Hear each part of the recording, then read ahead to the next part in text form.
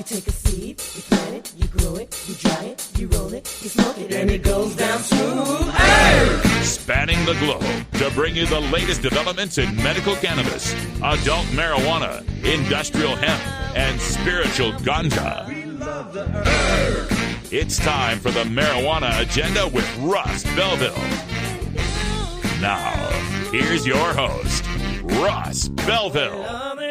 Good day, tokers and tokettes and non-toking lovers of liberty. It is Tuesday, June 13th, 2017, and it's got to be 420 somewhere in the world. At least I think it is. I don't recall. I don't really recall. I don't recollect. I mean, sorry, I've been watching the Jeff Sessions hearings all day. Coming up on today's show, we've got some news in the cannabis headline news that should scare everyone in our listening audience. It's Deputy Attorney General Rod Rosenstein, who testified today on Capitol Hill and basically laid out some veiled threats about the Department of Justice wanting to go after the medical marijuana states. We'll give you more detail on that in the show, plus a little more in hour two. Coming up in A Sensible Future today, our SSDP segment, we visit with University of Connecticut's Jennifer Purdon. She's the chapter leader out there, going to tell us all about what they're doing to fight for marijuana legalization and some MDMA activism happening as well. In the cannabis community chat today, we visit with Stashlogix CEO Skip Stone, who's going to talk about Customs and Border Patrol seizing his company's odor-proof locking bags as paraphernalia. We've got our Freedom Leaf preview with Editor-in-Chief Steve Bloom telling us all about the latest issue with Tommy Chong on the cover. And at the end of the show, we'll have time for a radical rant where I'll tell you, you've got better choices for casino gaming than Steve Wynn and Sheldon Adelson's casinos. It's all coming up next. You're listening to the Marijuana Agenda with Russ Belville. Looking for the 420 friendliest way to visit beautiful legal Potland, Oregon? I'm Lori Duckworth, inviting you to come stay with us at Delta 9 House and Studios. You get your own private room with queen bed and access to our high-speed Wi-Fi, premium entertainment system, and more. We'll even cook you breakfast. Look us up on Facebook at Delta 9 House. That's facebook.com/Delta9House. Delta 9 House is booked through Airbnb.com. City of Portland permit number 17-159855. Hi, I'm Russ Belville from the Marijuana Agenda. Putting together the most comprehensive live weekday marijuana news talk program is a full-time job. Now you can do your part to ensure that listener-supported independent cannabis radio journalism can continue by becoming a patron of the Marijuana Agenda. Just log on to mjagenda.com and click the Become a Patron button. For your $4.20 monthly donation, you'll receive over 20 hours of original first-hour podcasts, plus other materials only available to paid subscribers. Or for just $9.99 a month, become a VIP patron. You'll get over 40 hours of podcasts for the complete program, including Toker Talk Radio, plus ad-free downloads of the segments heard on the Marijuana Agenda. Plus, VIPs get exclusive access to the video replay of the 2-hour live stream show and downloads of the spreadsheets and charts I provide from my years of curating marijuana data sets. Thank you for your support, and remember, I cannot do it without you. Please become a patron today at mjagenda.com. You're listening to the Marijuana Agenda with Russ Belville.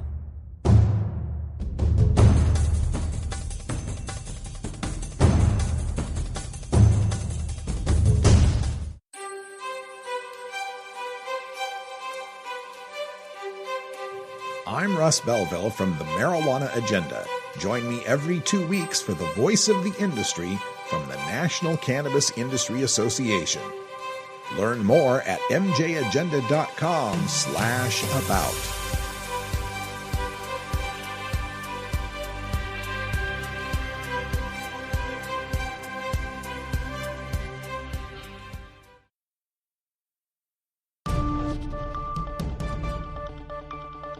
This is your Cannabis Headline News. Brought to you by MarijuanaMoment.net, the complete source for all your marijuana news in one morning newsletter from Marijuana Majority Founder Tom Angel. Subscribe today for free at MarijuanaMoment.net. This is your This is your Cannabis Headline News for Tuesday, June 13th, 2017. I'm Russ Belville. The Washington Times reports that Deputy Attorney General Rod Rosenstein hinted Tuesday there are changes on the horizon as to how the Justice Department handles marijuana enforcement in the states that have legalized the use of marijuana in some form. Quote, "We follow the law and the science. From a legal and scientific perspective, marijuana, it is an unlawful drug," end quote, Mr. Rosenstein said Tuesday during an appearance before a Senate Appropriations Committee. But he said there may be future changes to the Obama-era guidance issued by the Justice Department, known as the Cole Memo, that limited federal enforcement of marijuana laws in states that had opted to legalize medical or recreational use. Quote, "Jim Cole tried to deal with it in that memorandum. At the moment, that memo is still in effort," Mr. Rosenstein said of the policy. "Maybe there will be changes to it in the future, but we are still operating under that policy, which is an effort to balance the conflicting interests with regard to marijuana," end quote.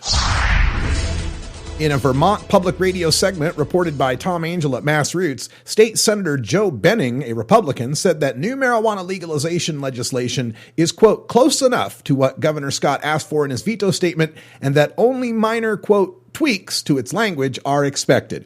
Like the previously vetoed legislation, the new bill would legalize possession of 1 ounce of marijuana and allow home cultivation of 2 mature cannabis plants and 4 seedlings, effective July 1st, 2018. It would also create a study commission to examine the possible future legalization and taxation of marijuana sales. To address Governor Scott's concerns about driving under the influence and children's access to marijuana, the revised legislation enacts new civil fines for the use of cannabis in a vehicle by a passenger, use of marijuana in a vehicle with a minor present, and cultivating cannabis at a child care center or after-school program. Medical marijuana cards will now cost as low as $50 for Nevada patients. Edible products will come in opaque child-proof packages, and a 10% excise tax on sales of recreational weed, estimated to generate $70 million, will be designated for Nevada's Rainy Day Fund after 3 of 4 remaining marijuana bills passed by the Nevada legislature were signed into law Monday by Governor Brian Sandoval. The Las Vegas Sun notes that Senate Bills 478 and 344 were inked by the governor Monday, along with Assembly Bill 422. Only Assembly Bill 259, which would have allowed those convicted of past marijuana-related crimes involving an equal or lesser amount of what's now legal to have that crime vacated from their criminal records, was vetoed. The governor also called the language in AB 259, quote, unclear, arguing that the term, quote, other offenses, end quote, could inadvertently allow people convicted of larger marijuana crimes, like trafficking and possession of larger quantities than the current legal limit, to also have their previous crimes vacated.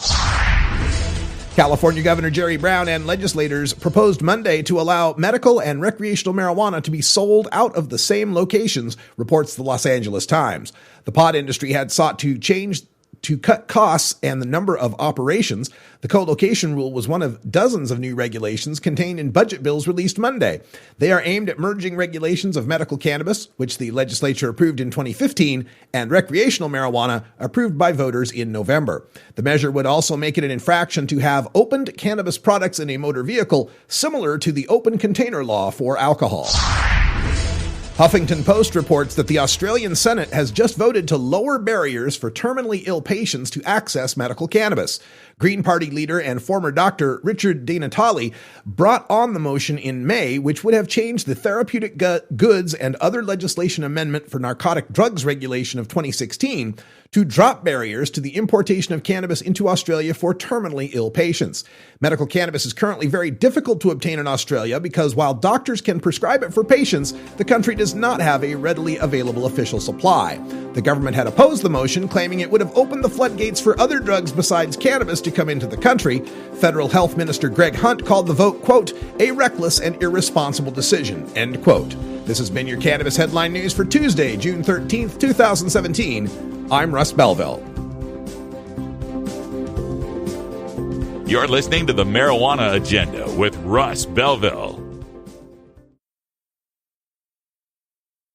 At Herbie Herbie's Cannabis Seeds, we pride ourselves on bringing you the best quality seeds from the world's most respected cannabis seed producers, all at the lowest online prices. You can find Herbie's Seeds at herbiesheadshop.com. All cannabis seeds are sold as souvenirs and as a means of preserving cannabis genetics. Herbie's Seeds in no way intends to condone, promote, or incite the use of illegal or controlled substances. We strongly urge all prospective customers to check their national laws prior to placing an order. Herbie's Seeds at herbiesheadshop.com.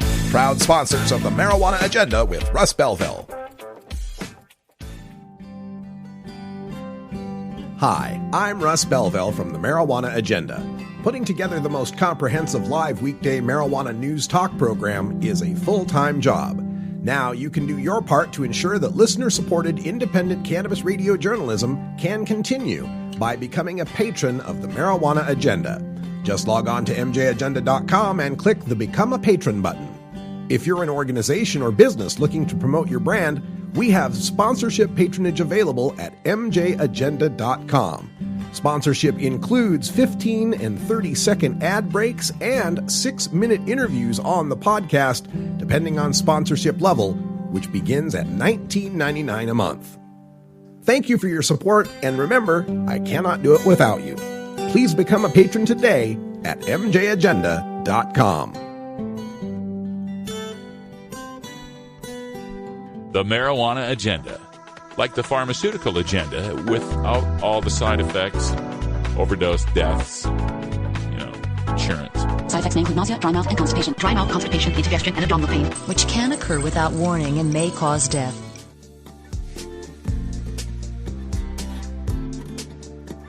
I'm Russ Belville from the Marijuana Agenda. Join me for A Sensible Future from Students for Sensible Drug Policy every other Tuesday here on the Marijuana Agenda. Learn more at mjagenda.com/about.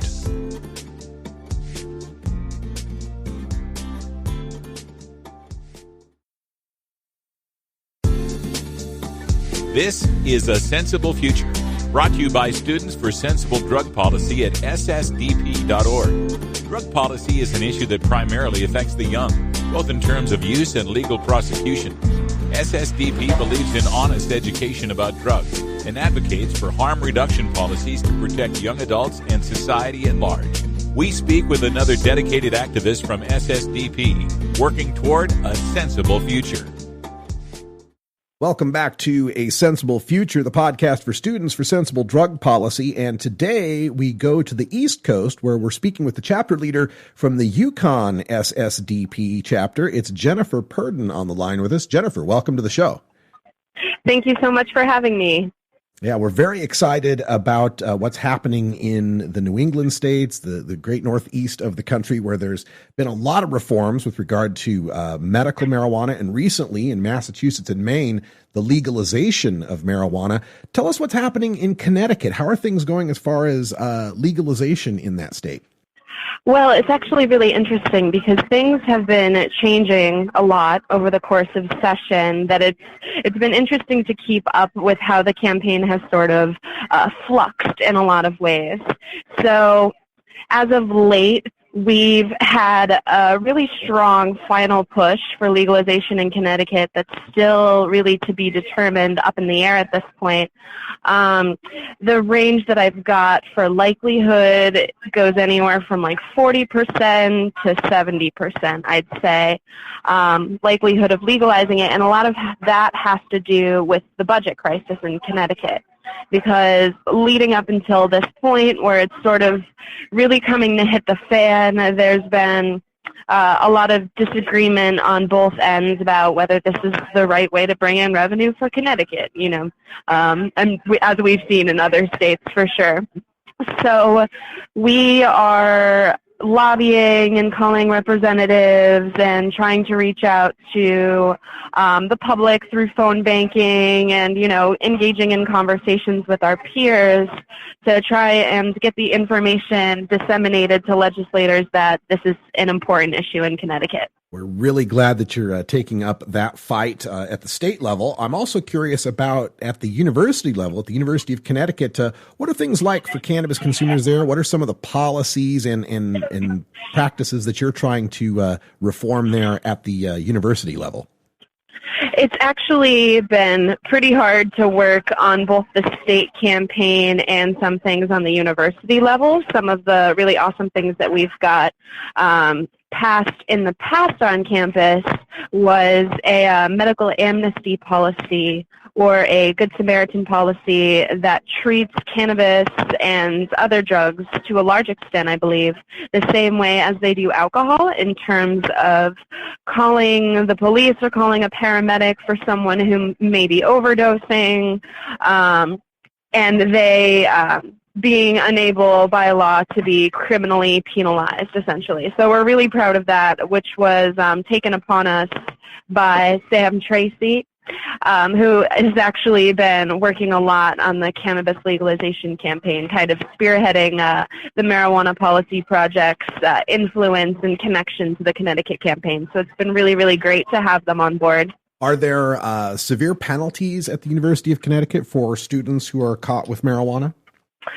It's not a severe penalty, I'd say, but it's pretty obnoxious in a lot of ways. I've actually personally had to go through it myself, where if you're caught on campus, sometimes they'll let you off if you're outside, not really causing any trouble or anything like that.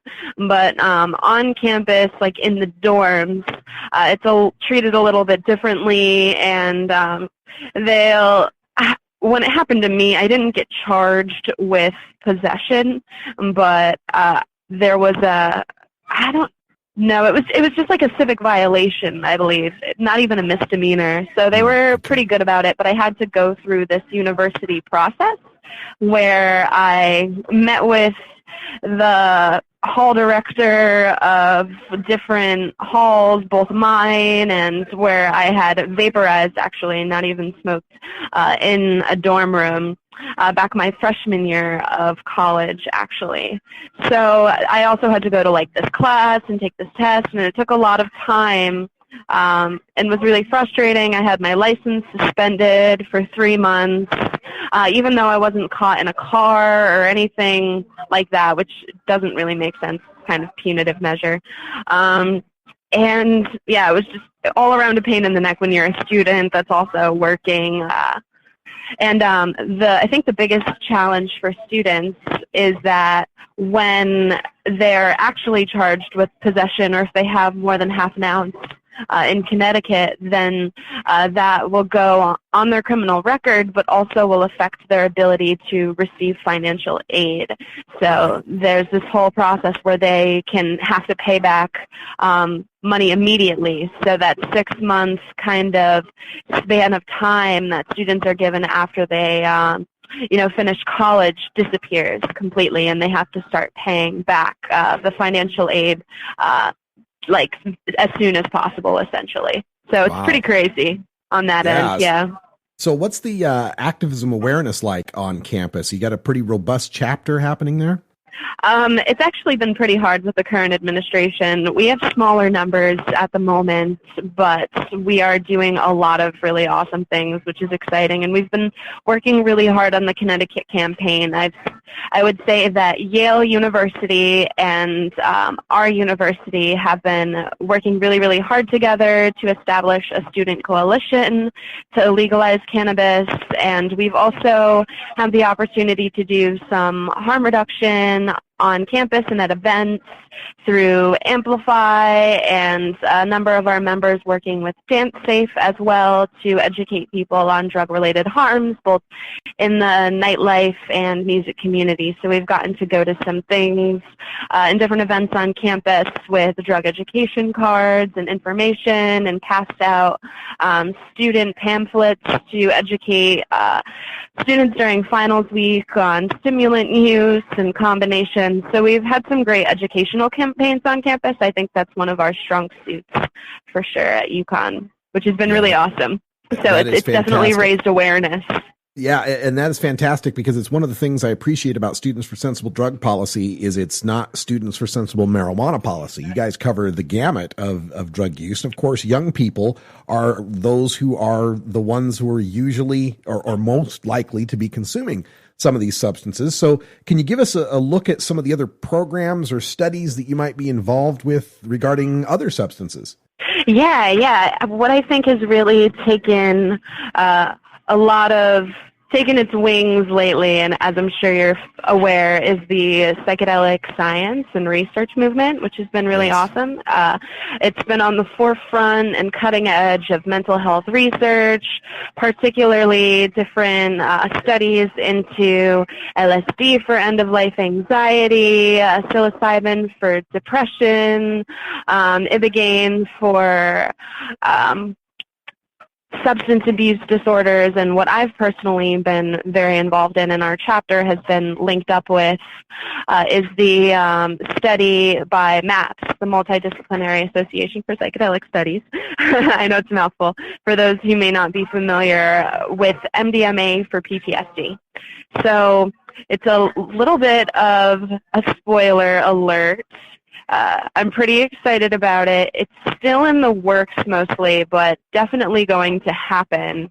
It's just the final protocol for the study is still being worked out. But UConn actually is going to be a site for one of MAPS's MDMA for PTSD studies. So this is huge for Connecticut, I think, to see this happening at UConn.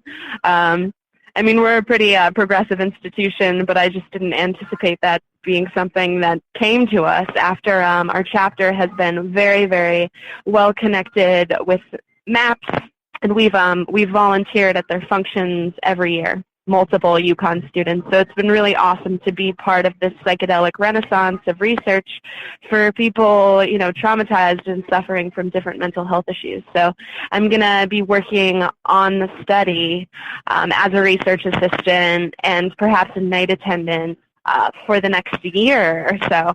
So it'll be really cool to see that happen. And I think the best thing about this study, this is the golden bit, is that the study is run by a woman named Monica Williams, who is focusing on race-based trauma. So this hasn't been done before. And of the data that we have now from phase 2 studies at MAPS, it's essentially only been done on Caucasian, primarily women, but Caucasian folks. So this is a study not just to address the diversity issues, but also to really sort of confront and start this important discussion about how the collective experience of racism in different communities has really impacted people and caused a lot of trauma through, you know, excessive microaggressions, just society institutionalized racism, symbolic violence and racism, and so really getting kind of into some of the social justice aspects of the war on drugs and criticizing to some extent the psychedelic movement for not really taking a huge initiative to incorporate not only people of color in the studies, but also people who are suffering from race-based trauma, and to discuss that instead of sort of veering away from it and on perhaps one traumatic experience itself, which has been the focus in a lot of ways, which has been great. It showed amazing efficacy in clinical trials, and it's really promising for people who have suffered from many different kind of traumas, I believe. So it's cool to see these two worlds of psychedelic policy and cannabis policy and psychedelic science and research kind of coming together to really address some of the systematic and political issues at play, and also the stereotypes and the sociological issues. So that's what's happening at UConn, and I'm really excited to be a part of it. Yeah, that's very exciting research. I'm glad you're looking at that area of race-based trauma.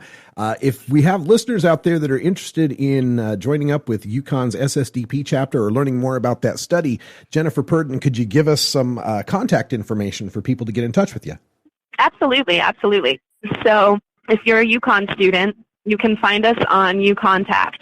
But we are not just an organization only for students. We are also an organization for community members. One of our 2 or 3 year long now officers, Richie Chernak, is actually our public relations chair. So they've been super, super incredible and highly involved in our chapter for years now as a community member. So it's great to have people come in from other organizations. We've had people from Normal come in, Dance Safe. It's been really cool. And we're open to the community as well, the greater Connecticut community. So come on by, and you can find us on Facebook at UConn Students for Sensible Drug Policy. If you search that, then you will certainly find us.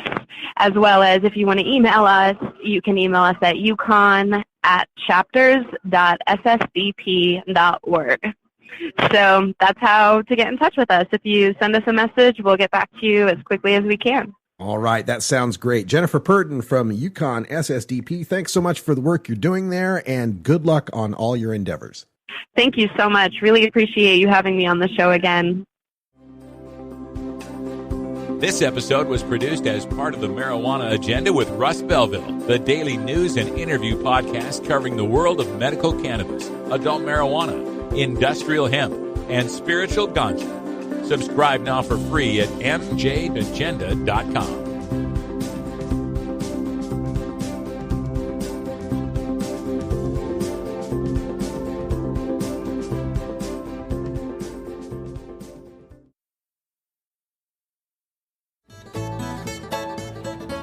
New beginner guitars and banjos are often constructed much better than ones built before your time. Why struggle? Get a new instrument or fix the old one. The trusted professionals at the Fingerboard Extension will evaluate your instrument for free. Repairs are priced for people who work for a living. Stop by the Fingerboard Extension downtown Corvallis at 120 Northwest 2nd Street today, or check out its inventory on the web at fingerboardextension.com. The Marijuana Agenda, like the alcohol agenda.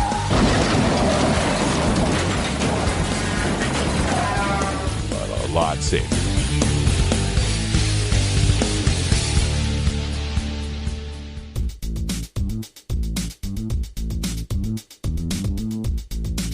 I'm Russ Belville from the Marijuana Agenda. Join me every 4 weeks for the Celebrity Marijuana Zone with Steve Bloom from celebstoner.com. Learn more at mjagenda.com/about.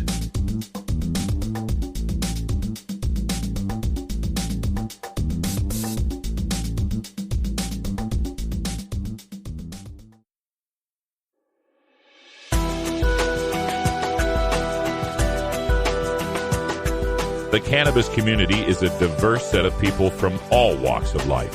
Conservative and liberal, black and white, straight and gay, rich and poor, and everyone in between. Learn more about the people we are freeing from adult cannabis prohibition in our Cannabis Community Chat.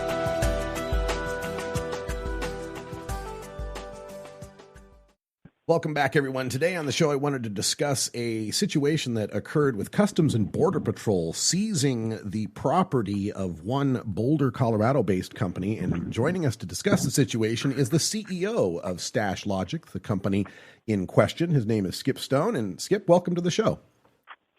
Thank you, Russ. I appreciate you having me on the show. Absolutely, because I read this report about your product, Stashlogix, and what you had put together and how Customs and Border Patrol was kind of interfering. Tell our listeners a little bit about what your product is and what's going on with CPB.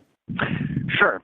So I started a company a couple of years ago, really been up and running for about a year and a half now, and we make a locking storage case to keep medicine secure and keep it out of kids' hands. So one application is for cannabis, but there's many other uses. Really could be, it's a pretty nebulous product, very versatile, but it resembles a camera bag with a combination lock on the outside that locks the zipper, so you can't gain access. So it's a useful product for a lot of reasons, but Customs has recently deemed our product paraphernalia, and they have seized it. So it took a little bit to get to that point, and we're really disappointed with the decision there. We think it's really the wrong move, and trying to appeal this ruling, but it's legally they have the right to seize it. So it's I think it's the wrong decision, but that's where we stand. Yeah,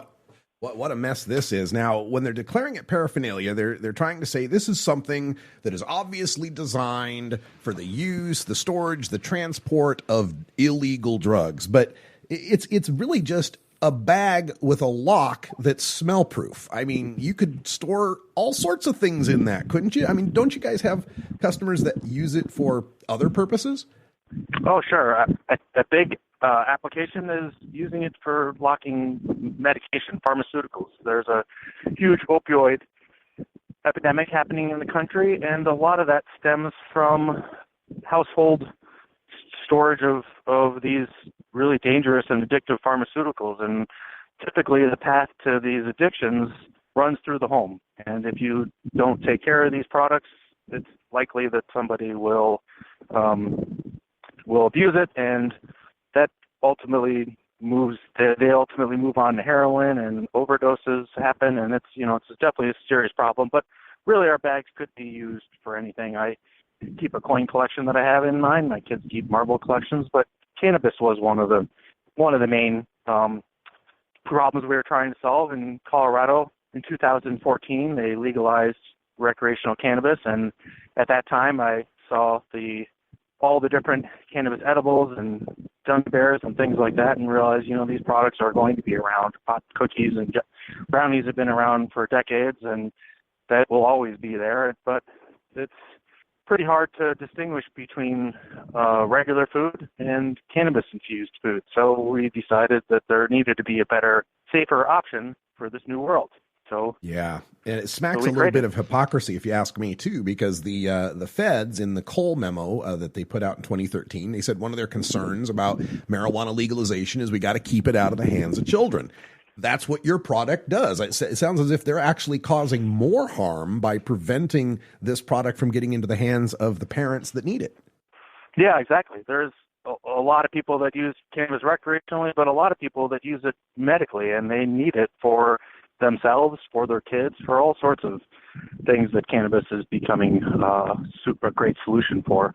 So we are rather frustrated. Obviously, we're pretty pissed, actually, because this is the wrong message. If cannabis is legal, and we're in Colorado, across the street from our parking lot, there's about 5 or 6 grows happening. It smells like a skunk all the time. I kind of like it, but it's surprising that there's a lot of companies that can be growing and selling legally, but to store it safely is illegal. So it just seems like the federal government, we don't know if this is a sign of things to come, or if they just had the wrong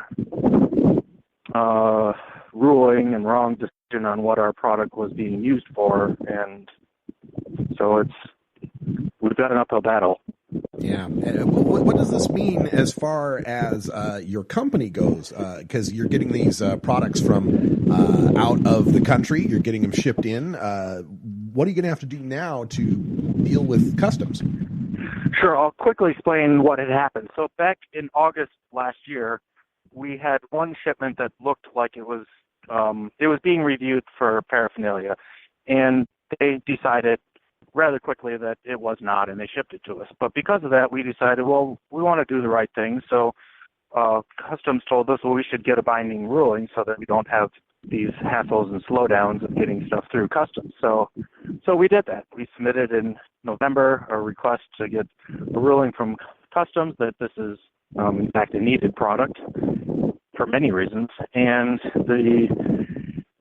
they wouldn't give us an answer, and they wouldn't tell us when they would give us an answer. So 6 months went by, and in that time, we shipped 2 orders, one by air, one by boat. The boat freight that came in a little bit later made it through fine, but the air freight order got seized. And there came back with a ruling saying that this is drug paraphernalia. You're no longer able to import. So that's where we stand. We have to survive, we need to relaunch in the United States, which for many reasons is great, but having had to pay for a large order that ultimately got seized, and also having a bunch of product overseas that is in manufacturing that we're going to have to abandon, this is extremely tough pill to swallow. We are a new company, and this is bringing us to our knees, and we've laid off everybody but my partner and I, and we're trying to survive. And we think we see a path to survive, but it's not going to be easy. So we have an action here by the federal government that has prevented the importation of locking bags that would keep drugs and cannabis out of the hands of children. It's managed to cause layoffs in a small burgeoning business in America. Wow, talk about make America great again, Skip, huh? How's that working out for you? Well, I guess in the sense of getting products made in the U.S., that's going to happen. But I guess that's a silver lining, yeah. Yeah, so maybe someday down the road, if we get through this all, it'll be just another war story in the war against drugs saga. Yeah. But well, we appreciate the fight that you're putting up with Stashlogix, and we love the Stashlogix bags. This is a product we definitely need to see more of in the recreational and medical states to help protect the kids, keep the medicine out of kids' hands. I'm just shocked and appalled that Customs and Border Patrol would do this, but I'm not at all surprised. Skip Stone, the CEO of Stashlogix, could you give us some contact information or websites if people want to help you out? Maybe there's some suppliers out there that can help you out, or customers that want to buy some more of your products. Sure. Right now we have inventory, so that inventory we are using to fund our next purchase for products in the U.S. So any online sales or sales in general would be extremely helpful right now. The quicker we sell, the less we will be spending, and the quicker we can get production up and running. So our website is www.stashlogix, that's STASH, and then LOGIX.com. And we sell a lot of storage cases and accessories that complement those products. All right. Fantastic, Skip. Thank you so much, and good luck on getting this all-American Stashlogix bags made, manufactured, and sold here in America. Appreciate your work. Thank you very much, Russ. Appreciate it, and thanks for all the good work you're doing as well.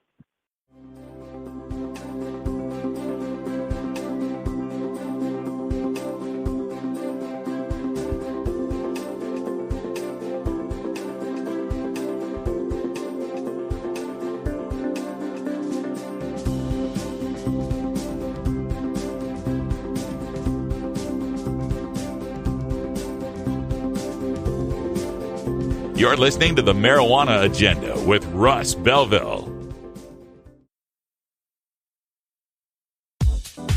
The Marijuana Agenda with Russ Belville is proudly sponsored by the Marijuana Business Association. The MJBA, called by NBC News the Cannabis Chamber of Commerce, is the fastest growing business association and the fastest growing industry in America.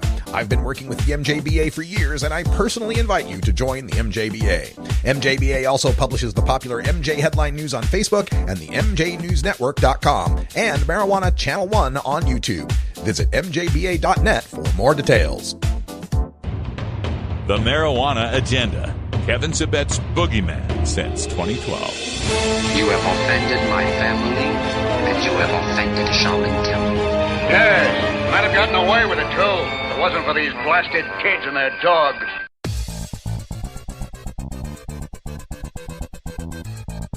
I'm Russ Belville with the Marijuana Agenda. Join me every 2 weeks for the Cannabis Minority Report from the Minority Cannabis Business Association. Learn more at mjagenda.com/about.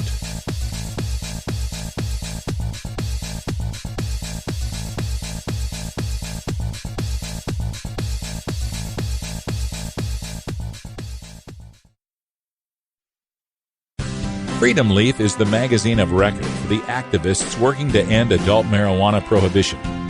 Freedom Leaf features the latest activism updates from NORML, SSDP, and Women Grow, plus informative articles from longtime activists and cannabis experts. Join us now as we visit with Freedom Leaf Editor-in-Chief Steve Bloom in this month's Freedom Leaf Preview.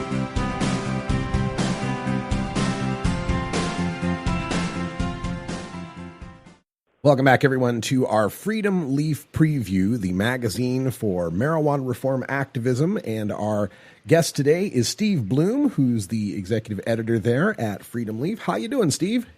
I'm fine. I'll clarify that. I'm the editor-in-chief. Editor-in-chief. Okay, we'll get the right Even title better. going there. Yeah, Okay. perfect. Of course, Freedom Leaf is distributed all throughout America and elsewhere through normal chapters, SSDP, Women Grow. Give people a little taste of what's going on with Freedom Leaf this month. Well, we have Tommy Chong on the cover, so that's always exciting. It's his second appearance on the cover of Freedom Leaf. We did one a few years ago, and we came back with Tommy because we just traveled to Berlin with him. I mean, separately, but we met there, and we were at the International Cannabis Business Conference, the ICBC. That was back in April, and we did an issue around his appearance and also Freedom Leaf's visit to Germany. A little bit of a focus on international. Freedom Leaf has some international things happening. We want to kind of open the door to Europe to our readership. How was that ICBC out there in April? Is Europe coming around? Are they close to where we're at, or is there still a few years lag time going? Well, there was a lot going on. The timing was great to have the ICBC in Berlin because they passed medical marijuana law in March, and they're moving ahead. It's a complicated law. Right now, they do have cannabis available in their pharmacies that is imported from Canada and Holland. They're not growing their own yet or legally, so they're moving in that direction. So they're already starting differently than pretty much any other country, by importing. So they have a different approach. They're doing kind of a bidding system. I couldn't really totally figure it out. There is a good article in the issue about inside the medical marijuana law in Germany by Marguerite Arnold, who actually is an expat who lives over there, who I met when I was there, and it was really good to make a contact with an American writer who's got a good sense of what's happening over there. So we're just kind of watching. I have to say the cannabis was not plentiful. It's not like a U.S. event, especially in a legal state where there's plenty of goodies. It was a little hard to find. We had to kind of just work with what we had. There was some hash. So they have some progress to make in that area to have a little bit more available for Americans when we come over. I mean, if you're looking hard, you'll find it, but it wasn't really plentiful in like jars and goodies. They haven't heard about dabbing, and any of that kind of stuff was not really happening. There really weren't any vape pens. It was pretty basic. But it was a great event overall. It may arguably be the best ICBC because that's the idea, is to go international. And except for Vancouver last October, the event has been domestic, and now it finally went international. So that's really kind of the hope, is to extend the event to Europe and to other places around the world. And it was a really good meeting to be there to catch up with what's happening in Europe. There was a lot of people from different countries, Austria, Holland, border countries. They were set up there with their with their booths and their companies. There are a lot of Canadians and Americans who came as well to share information from North America. I thought it was great. I thought it was really put together very well. It's just another step in the right direction for the ICBC. Yeah, folks, if you want to learn more about this fantastic conference, the International Cannabis Business Conference, go online to internationalcbc.com to find out more. Let's get back to the Freedom Leaf issue. Tommy Chong is on the cover of the next issue coming out, and Tommy recently had a birthday. How old is Tommy now, and what's new for Tommy Chong in the world of legalization? Tommy's 79. He's catching up to Willie Nelson. Willie gets a year older each time, too, but he's about 5 years behind Willie, our two great marijuana heroes, aging marijuana heroes. I mean, there are others, Lester Grinspoon, who's having a birthday today as well. And I believe he's either 89 or 90. But, in the celebrity end of things, I think Tommy and Willie are pretty much the two key figures these days who keep pushing the envelope with their businesses, the Willie Nelson's Reserve business and Tommy Chong's Choice. They both have cannabis products available in legal states. So Tommy's, working on that. That's sort of his main thing. Wherever he goes, he's promoting Chong's Choice. He said in the article that, in the interview, which turned into the article, that he's working on a reality series called The Search for the Most High, where cameras will just follow him around everywhere. I'm not sure if that's going to come together, but it's something he's working on with Paris, his son. And that was, the interview with Tommy was part of our continuing interview that I've been doing with Tommy over the last couple of years as part of the ICBC. So this particular one is an abridged version of the interview I do with Tommy on stage with with more of a focus on Europe. He talked about the movies he made while in Europe. So, as you know, you've seen this this interview in the past, wherever we take it, we kind of amend it to, suit the locale. So since we're in Europe, questions. He didn't really have much to say about Germany other than he was happy to be there and he's having a good time. He hadn't really spent much time in Germany. His time was mostly spent in France back in the 80s when he was making movies, The Corsican Brothers and Still Smoking, which was made in Amsterdam. He had a period of time in his life when he and his wife and his kids lived in Europe, so he was able to kind of to discuss that. And Tommy has taken a change in his approach to politics. You might have been, I'm pretty sure you were at the in Oregon after the election when he kind of came down with a surprising support for Trump, and that's kind of changed dramatically. I think he was trying to make the best of a really bad situation around that time, and he kind of rethought his opinions about Trump. So now he's against Trump again. It's the new issue of Freedom Leaf magazine. You can read all about it, the Tommy Chong interview in it. What else could we find in this month's issue of Freedom Leaf? Well, I'm kind of excited about two other feature articles. One is the Sinister Seven, Trump's anti-drug warriors. Alan St. Pierre, who's on our team, likes to offer his opinions on policy and politicians. And so we're taking a look at, what we call the Sinister Seven, starting with Sessions, and then, the whole cabinet of anti-drug people that Trump has assembled. So we focus on Scott Gottlieb, who was nominated to head the FDA, Tom Price, who's Health and Human Services, Chuck Rosenberg, who remains at the DEA as the administrator, Chris Christie, governor of New Jersey, and lastly, John Kelly, who's head of Homeland Security. We had to take out Tom Marino out of that, in the last minute because he was proposed to be the next drug czar, and he stepped away for questionable reasons. So there's no drug czar on this list. So we focused on that. That's an interesting take on where Washington is heading as far as drug policy is concerned, and it's not a very positive view.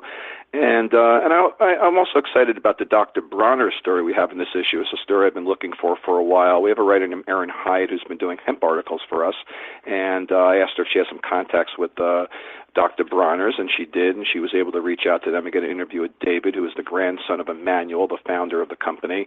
Everybody knows Dr. Bronner's, especially those of us who kind of date back to the hippie era when everybody carried Dr. Bronner's around in their liquid containers with the kind of crazy messages on the side. And all these years later, Dr. Bronner's is pretty much everywhere, and they have hemp in all their products. So we have really good article about Dr. Bronner, so that kind of eats up the feature well. And then other sections of the magazine articles, the requisite articles from, say, Eric Altieri from NORML, representative from SSDP, representative from Women Grow, and our article by Paul Armentano. He writes for us regularly. A news article, his article this month is 5 Marijuana Myths. We also have our terrific news section that's compiled by Mona Zhang that kind of covers, the latest of what's happening in the world of marijuana. You turn to the back of the magazine, you have recipes because it's the baseball season. Take Me Out to the Bong Game is a series of recipes that you might want to take with you to the ballpark if you're doing some parking lot cooking. I took that title from a song that David Peel wrote, which was the takeoff on the old ball game song, which David Peel rewrote as the Bong Game song, or Take Me Out to the Old Bong Game. And David Peel passed away a few months ago, and he wrote that song for the High Times softball bong hitters team when I was there. So that was a little tribute to David there that probably most people won't recognize. Our friend Beth Mann, who writes regularly for us, is in England for a few months, and she's talking about how difficult it is to score weed in England. We have a review of John Mayer's new album. John Mayer's on tour with Dead & Company right now, so that's sort of always appropriate in the magazine. We tend to cover all things Grateful Dead. And matter of fact, the next issue that we're working on now is going to be our tribute to the Summer of Love 50 years ago. There was, the counterculture sort of blossomed all over the country, but especially in San Francisco. So we're doing zeroing in on the meaning of the Summer of Love and what was happening in the world 50 years ago versus what we have today, and kind of a guide to the Bay Area if you feel like going out there this summer and some of the fun things you could do to celebrate the idea and the spirit of the Summer of Love. So, and that also includes this issue. The next one we're working on is a review and interview with the director of the new Grateful Dead documentary, Long Strange Trip, that's just available on Amazon now. So we're kind of zeroing on a lot of fun stuff for the next issue. Looking forward to that. Another anniversary happening this year, the ignominious 80th anniversary of marijuana prohibition coming this October 1st. That is true. You're thinking about it. As a matter of fact, we'll reach out to you after this phone conversation. We'll talk about what you can contribute to that issue that we're going to do in the October issue. I'm going to let people know that we are working on an issue that will examine 80 years of marijuana prohibition and how it started and why it's continued and when the hell will it end. So we're going to, matter of fact, Alan St. Pierre, I mentioned earlier in the conversation, is going to be doing a lot of help on that. We're kind of zeroing in on all the different people we'd like to contact to get their opinions, and we're going to do a nice special issue in October. Thanks for bringing it up. Oh, yeah. Looking forward to that. It's Freedom Leaf magazine, folks. Check out freedomleaf.com. There is a digital edition if people can't get their hands on the print one, correct? Yeah, it's the first thing we put out. When the magazine is finished, we put it up online on our website, freedomleaf.com, so it's available there to anybody, and it's always there. And then about a week or two later, the print edition comes out, and that starts, getting sent around the country via, as you said, NORML, SSDP, Women Grow. We're starting to work with the NCIA. We'll probably make it available at their events as well. And we're at every trade show. Right now we have one this week, the World Cannabis Business Congress and Expo that's at Javits Convention Center in New York. It's kind of a big deal coming up this Thursday and Friday. They've been doing some major advertising. They're all over CNN and the buses and the subways and all over New York. They're spending a lot of money, and that kind of raises the profile of the entire issue when you get an advertising campaign like that. We were just down in Florida and Fort Lauderdale for the latest event down there, the Southwest Cannabis Conference that's moved east. And also the NCIA conference is happening this week as well. So we're kind of spread out all over the country this week to make sure we get to all these events. I'm in New York, and we're based in Las Vegas, and we have another representative in California, so we can either fly into wherever we need to be, or if it comes to us, we'll be there. So we're big on getting the magazine out at events. We were at the Marijuana Business Expo a few weeks ago down in Maryland, so that's another great way to pick up our magazine. And then we're available in stores in legal states. Say in New York, one of the 5 licensed companies that makes marijuana available to patients is called Etain, and we're available in the Etain stores all over New York State. That's the only one of the 5, but that's where we're available. So if you're in Yonkers, you can walk into that store and pick up a copy of Freedom Leaf. And of course, we're available in a lot of places in California, Colorado, Washington, Oregon, and we're always looking to spread that out. Anybody listening to this, if they're in the marijuana industry, say you have a store and you would like to stock Freedom Leaf free of charge, we'll send it to you. Get in touch with us through, you could send to Bloom at freedomleaf.com, and I'll direct it to who takes care of those orders. So we're always looking to expand our reach to as many people as possible. Yeah, let's help do that. Get in touch with Steve Bloom there. He's the editor-in-chief of Freedom Leaf magazine, freedomleaf.com, and Bloom at freedomleaf.com. Steve, once again, great work, and thanks for joining us. Hey, thanks for having me today, Russ. See you soon. This episode was produced as part of the Marijuana Agenda with Russ Belville, the daily news and interview podcast covering the world of medical cannabis, adult marijuana, industrial hemp, and spiritual ganja. Subscribe now for free at mjagenda.com.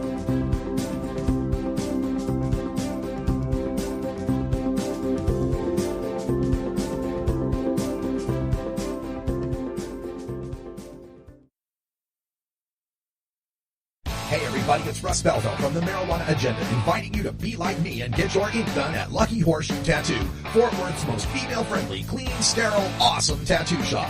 Thomas and his crew are true artists who can design you a custom piece or use a design you bring in. Lucky Horseshoe also offers all styles of tattooing as well as piercings and all-around fun. In the DFW area, stop by Lucky Horseshoe Tattoo and tell them Radical Russ sent you. Trust me, it'll feel awesome. You're listening to the Marijuana Agenda with Russ Belville.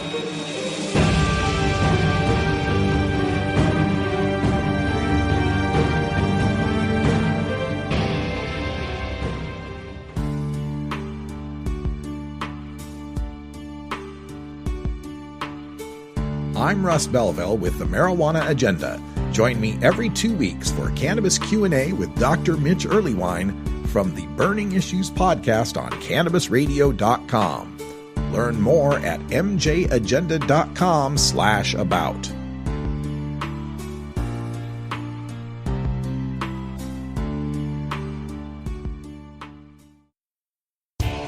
Total war against public enemy number one. 10 federal criminal penalties for up to 1 ounce of marijuana. Marijuana is probably the most dangerous drug. Legalization is just another word for surrender. I experimented with marijuana and didn't inhale. This is not medicine. This is a Cheech and Chong show. Encourage people to use less drugs. I am ill. That was the point. I think it would be a mistake to legalize. Negative reports coming out of Colorado. People don't smoke marijuana.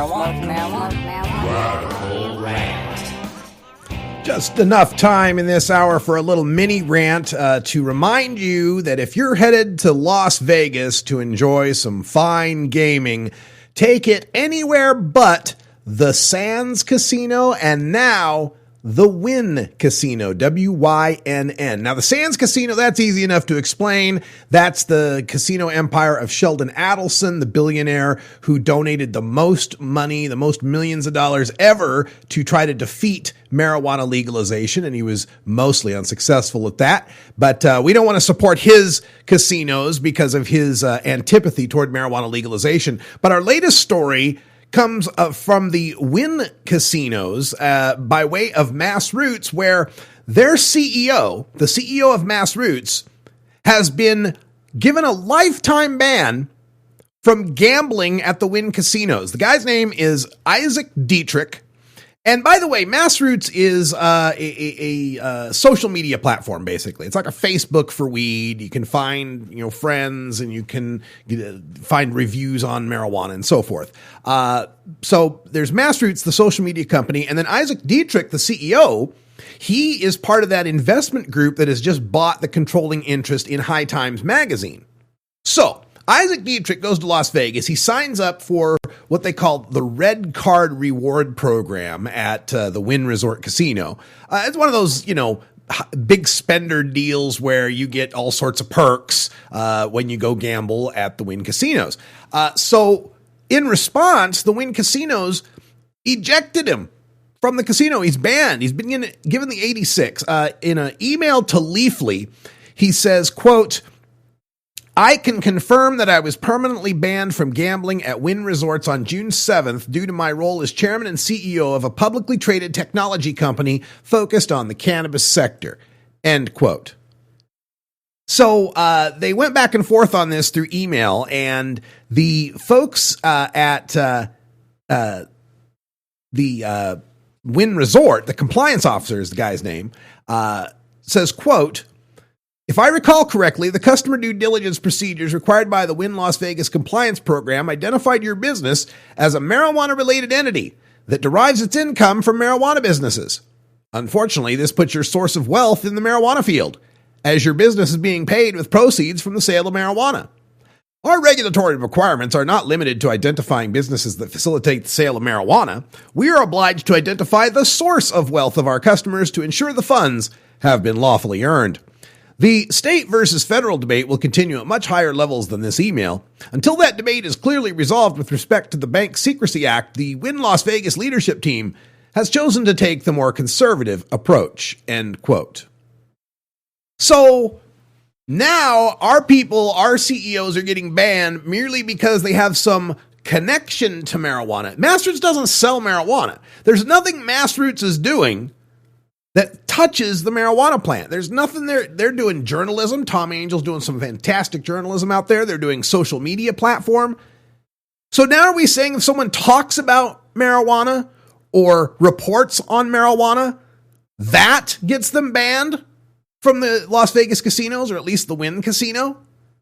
Well, I say we take our money elsewhere. And I'm getting a note from our Las Vegas-based live chat room visitor, Maddie, who says MGM, South Point, and Boyd Gaming were all against them as well. So let's not take our money to the MGM either. And I want to know what they're going to do with the Marijuana Business Conference, the MJ Biz Daily national conference that happens in November. It's the biggest conference in the marijuana world, like 14,000 visitors. You don't want our money either? We'll talk a little bit more about this in hour 2, plus a bonus rant coming up on the feds and opiate deaths. Until next time, take care of each other, tokers. Follow MJ Agenda on Facebook, Pinterest, Instagram, YouTube, and SoundCloud. And follow MJ Agenda Show on Twitter. Learn more at mjagenda.com. You take a seed, you plant it, you grow it, you dry it, you roll it, you